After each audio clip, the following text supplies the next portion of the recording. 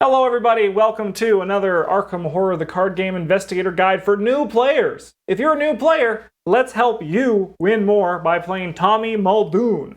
Tommy is from the Dream Eater cycle. This is our first investigator we're doing from the Dream Eater cycle. That's exciting. And this deck is built with 2 core sets and the cycle in which he came from. If you only have 1 core set, we recommend picking up 2 or proxying the cards you don't have. It will help you win more. Also, there's some cards on this deck that are from the taboo list. I think looking through right now, just the machete. We recommend playing without the taboo list if you know what that is. If you don't know what that is, good. Don't worry about that right now. And just play with the cards as they're printed. It's a bit more fun. I'm the only one who's played Tommy here, so I'll probably lead the majority of this, but I feel like the other guys can at least, they know how to play. We'll tell you where I got some luck. You're good. Yeah, exactly. Oh man, I got guts. So Tommy Muldoon, he's a very interesting character. When I had him, I felt like I would never die. And I think this deck does a great job of keeping that going. Inside of his cycle, the options are not as great as if you can go to the whole card pool.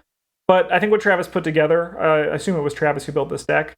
Yeah, I did all the Circle and 9 guys. Yeah, if I built this deck, it would have leather coats in it for sure. Yeah. I like that card a lot. Yeah, you do. But I think Travis built something that works really well. So Tommy, when an asset he controls is defeated, he gains X resources, where X is the total amount of damage and horror on that asset, and then you shuffle that asset into your deck. So you get resources when something is defeated, and it goes back into your deck. That's going to become relevant when we see some of the few things that are coming up. And his effect, his star effect is +2. You may move up to 2 damage and or horror from Tommy Muldoon to an asset you control, or vice versa. He has 3 brain, 3 book, 4 fist, and 2 foot. So the 4 fist is good. Like that's 4 is the number that you feel very comfortable at being able to resolve the majority of the tests that you're going to be going up against. And 3 book and 3 brain it's the place where you feel like all right, and you can at least like use cards to increase it. But also 3 is not bad, because 3 is the majority of the tests they'll go, and you can work around it quite a bit. Becky is here. He has 8 brain, 8 wounds, and 6 brain life points. Those aren't really relevant, which we'll get to when we get to this next part. Becky is very strong. You're going to want Becky in play. Because each resource that you gain from his reaction ability can be placed on Becky as ammo. So if your guard dog dies, congratulations, bullets fell out of his body, and then guard dog gets shuffled back into your deck. This means you fight at 6 and deal +1 damage. It takes up 2 hand slots, but really, like, if Becky's in play, you're going to feel very good. Rookie mistake, I honestly can't talk about too much in practice because I think I drew it once. But I could see how Rookie Mistake could actually be kind of a nightmare to draw sometimes, because it will remove assets in play and you do not get the resources off them because they are not defeated, they are discarded. That's something that you want to just be aware of, especially when we get to the upgrades that Tommy can have in there as well. Don't go too crazy and spread it out. You want to prioritize defeating your assets because you want to get them into your deck and not draw a Rookie Mistake and have a Rookie Mistake. It really is what it says on the card. Yes, it also makes more sense. Among your Sorry, go for it.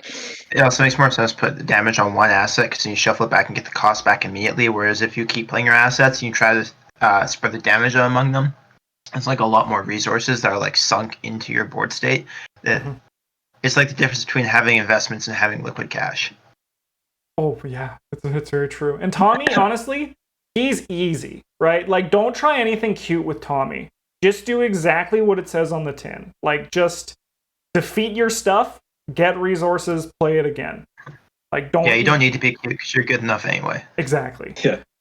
All right, so let's get to some weapons that aren't Becky. There's the 45 automatic. There's only a 1 of, which, yeah, it's Becky's just better, but if you need to play a weapon, this is a good thing for you to do.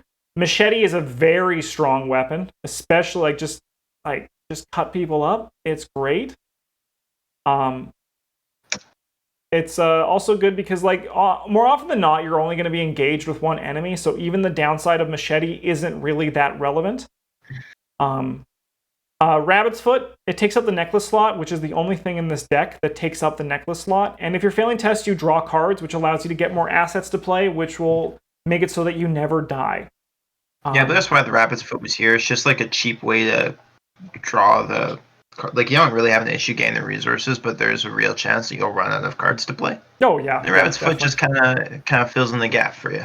And then also, in one of our upgrades, there is a necklace slot, and Rabbit's Foot, you honestly won't be upset if you do have to get rid of it. But at this start, for at least the start, and even for the whole campaign, it will do its job and it'll actually work really well for you.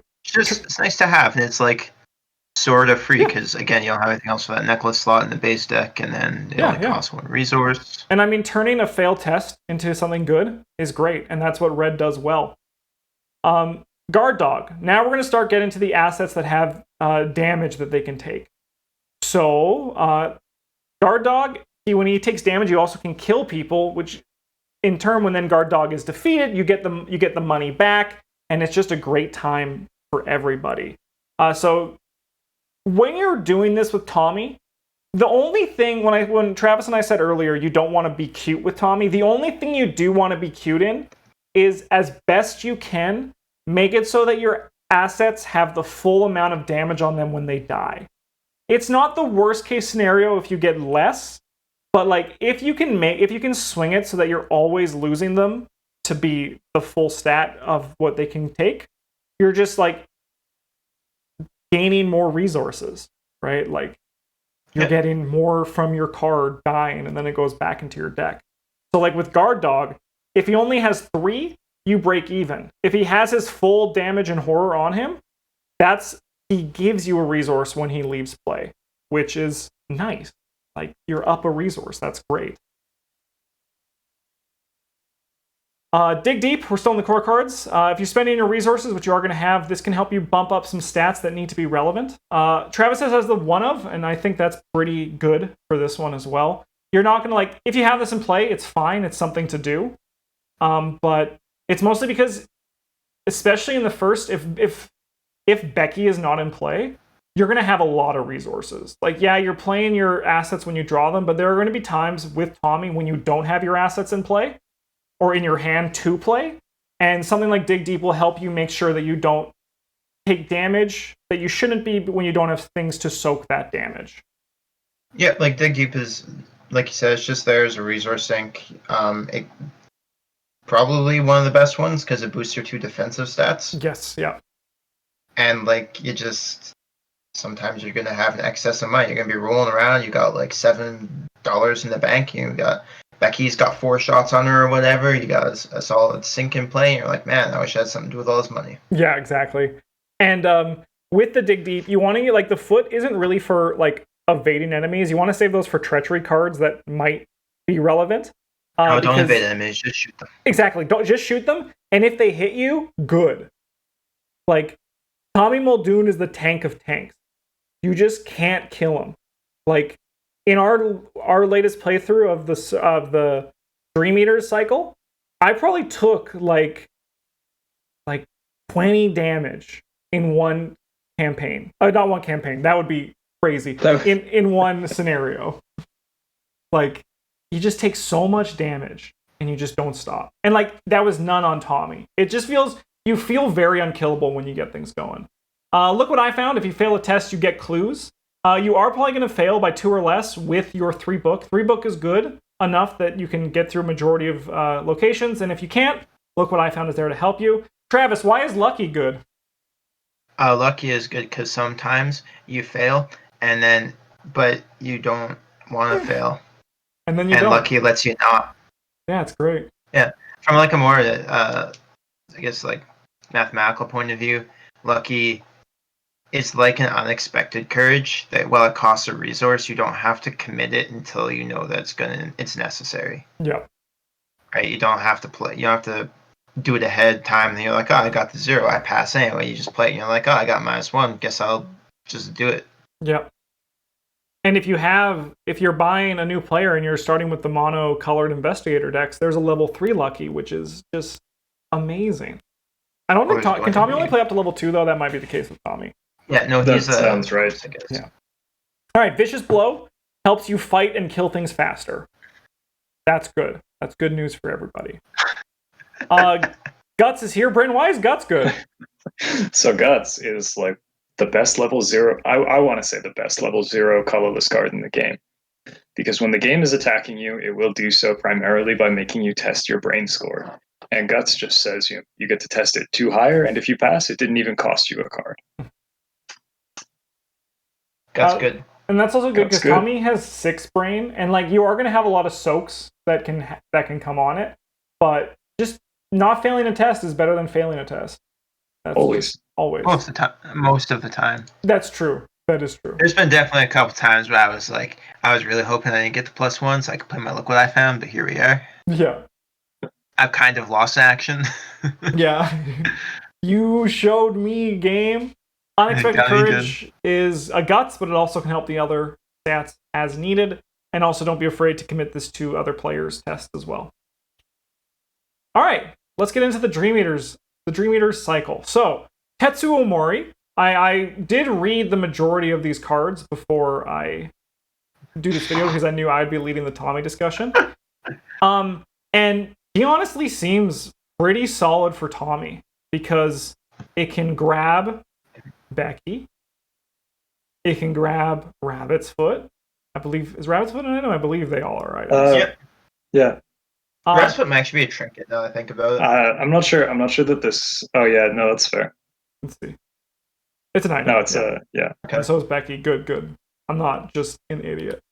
But it also can search another investigator at your location. So if you have what you need, it can help them find something they might need. And it also will soak 2 and 2 and give you back 4 resources. So, and honestly, 2 and 2, like when it's like this, it's an even number. It's very easy for you to like line them up to have it be a full payout. So I think Tetsu is like great for Tommy. Yeah, he can also be assigned damage that is happening to other investigators at your location. Yeah. He's... So stacking him up with enough damage to kill him should not be a hard thing. Yeah, Tetsuo Mori is like the plant for Tommy Muldoon, where they're like, hey, if you're building this guy, these are all the things you want to do. You should play him in your deck. He even made him a cop, so people would be like, hey, Tommy's a cop. Maybe he should work with Tetsuo. I mean, like, that makes sense to me. And then you only have 1 ally slot, and there's 2 allies in this deck, but like, who cares? Your allies are there to turn into bullets. So yeah, they come and go like the weather. Yeah. Solemn Vow is great. You now can tank for your friends all the time.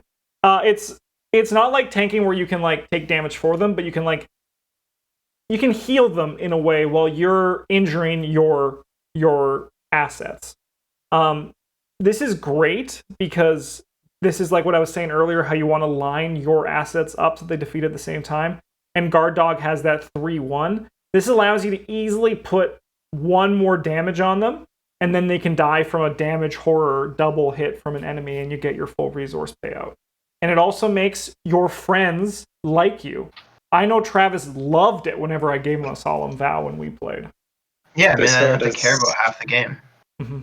This card's also like, we were talking about the best colorless card in the game. Yeah, it's also Guts. Yeah, this card's like kind of that card too.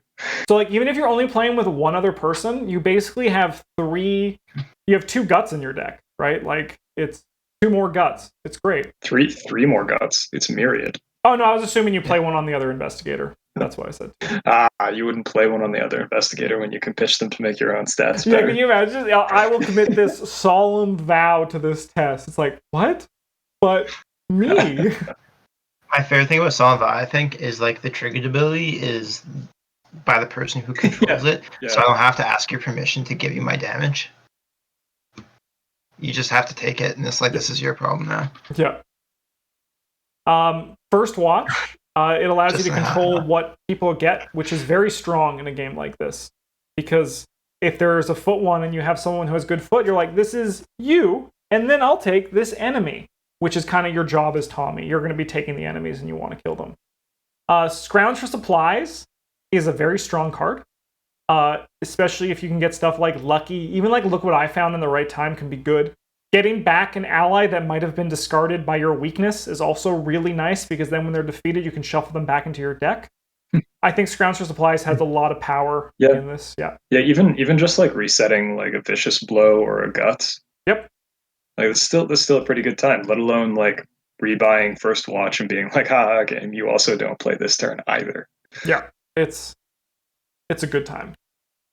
It's a good We card. got Daring, which is a crazy card. You're probably not going to ever want to use this for the evasion text of it, but being able to attack for 7 without a weapon and then drawing a card, like it's very unlikely they're going to retaliate. It can happen. Yes, it can happen. But like, don't worry about the worst case scenario. Daring has so much good written on the card that with Tommy, it just feels sweet. And especially with Becky, you're attacking then at 9 and you're like gonna hit and then draw a card. Nice. Like that's great for bosses. Yep. Self-sacrifice.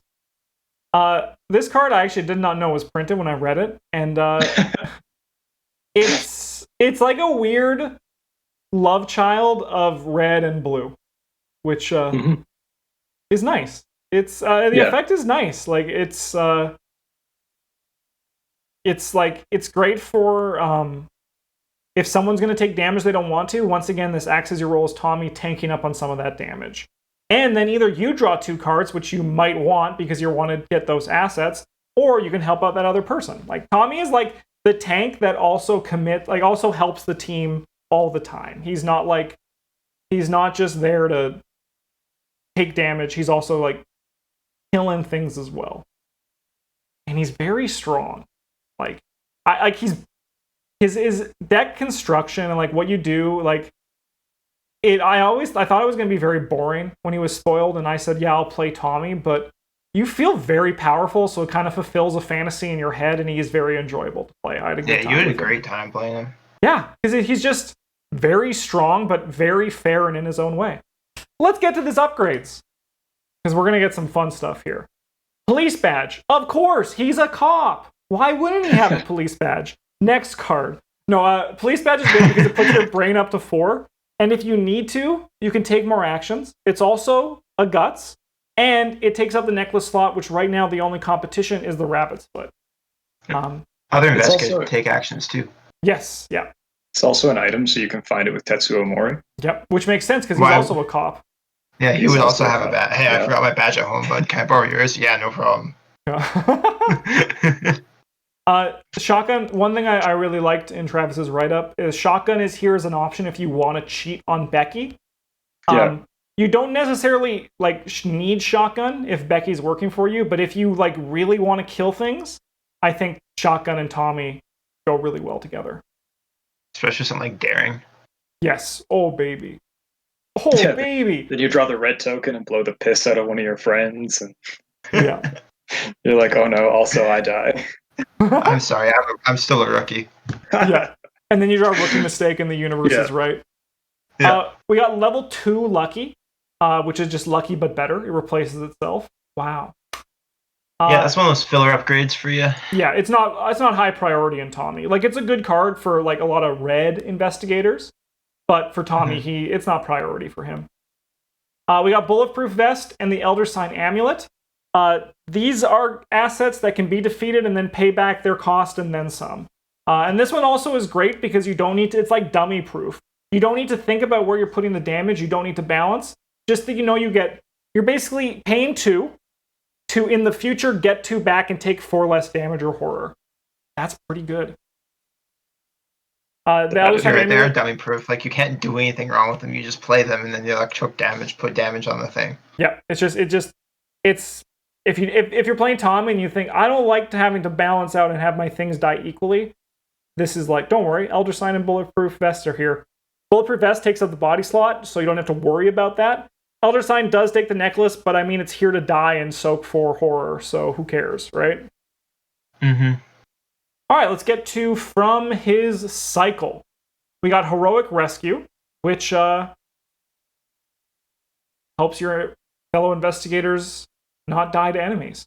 Yeah, this one is also like a shortcut. Which is great. Yeah. Leadership has a cop on it, so he needs to have it in his deck. That's the rule. I still want to do our flavor where we build decks only on flavor for the characters, because I think Tommy would be pretty strong because he's a cop. But yeah, this is it's a guts, but it's a guts for other people, which is great. Bryn said why guts is good. It's better than guts for other people. Yeah, it's guts. If you commit it to somebody else, it's like Dubs Wild and a brain. Yeah. And if it's successful, you gain 2 resources, right? And they also gain 2 resources. Just a great. We should do a police crew playthrough where we play Tommy and Joe Diamond and Roland. Oh baby, that sounds great. We'll go around arresting people. Yep. I mean, shooting them. Safeguard. It's basically a way to, let me just, I don't know this card. I'm just going to quickly read it. Someone fill the space. Yeah, so Safeguard is 2-costed assets that allows you to, as a reaction ability, during another investigator's turn, you can exhaust it to move with that investigator. Yeah. So it just helps you stay on the same space as whoever it is maybe you're trying to protect. Mm-hmm. Jessica Hyde. She gives you more fist, which is good. Getting you up to 5 is a bit more comfortable than 4. She also will heal damage, so she's like an endless damage sink in a way that you can just not like she will die eventually, but like if you pace it right, she'll just make sure that you can tank even longer. If you have access to the Dunwich Legacy, I did find that having a charisma in your deck works really well for Tommy. And then also, if you don't have Dunwich Legacy, just write charisma on a piece of paper and then put 3 pips on it, and you've done it. You have your charisma proxy. You've got the card, yeah. Make sure you spend the 3 experience on it, though. But the true nightmare, though, where you play Jess Hyde and then you just immediately draw Rookie Mistake and you're like, oh. Yeah. Yeah, that'd be a bit like dang, but Empty Vessel and Wish Eater, so. Oh man, this card is insane. Yeah, Bryn, why don't you talk about it, because I know you've played with it. So the Empty Vessel, the front half of it is a 1-costed accessory that says after you defeat an enemy, place 1 charge on it, and then as a reaction, if there are 3 or more charges on it, you can flip it into the Wish Eater, and the Wish Eater is like the cool half, like most of these bonded cards. Whereas a reaction ability, when you draw one of the icon tokens that is not the tentacle token, during a skill test, you just cancel it and heal a damage into horror. And then if it runs out, you don't even discard it. You just flip it back. And do it again. Fill it up again. Yeah. This card's sweet. Mm-hmm. We also have Spiritual Resolve, which Travis noted that if you have access to it, this card is a priority upgrade, and I do agree. This card is like Tommy to the nth degree.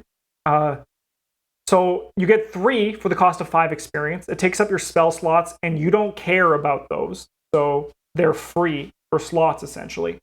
And they tank 3 damage and 3 horror. If they die, you get 6 back, assuming you got them to the perfect level, which once again is kind of your goal. However, you also could just discard another copy from your hand to heal it. So in a pinch, if you would be dying, you could just not and gain so much more damage and horror. So the card's incredible. It's strong. And that's Tommy. Him and Becky. Oh, sorry, Travis? So that's all of it. Yeah. He's very simple, but he's very strong. He feels great. I think this deck would be awesome to play, and I think it just gets better if you have access to more cards. But that's true for all decks, so that's really not something I should say, but it is true, right? When you start buying more cycles, you can do more things, and it's more powerful. Yeah, this Tommy deck actually is, again, one of those ones where I would feel happy sitting down. Even when I was playing with other people who had more cards than me, I would feel happy playing this deck. Yeah, it doesn't feel like you're actually missing out on too much. Because you would do stuff, and you wouldn't you would help the game, you would progress the game, and you would feel great doing it with this one. Yeah. Anyways, thanks for watching, everybody. You guys have a good one. We'll see you next week for another investigator guide video. If you have any recommendations for investigators you want to see next, please let me know in the comments, because I do look at them and I go off of them. Thanks for watching. Have a good one. And as always, GG's.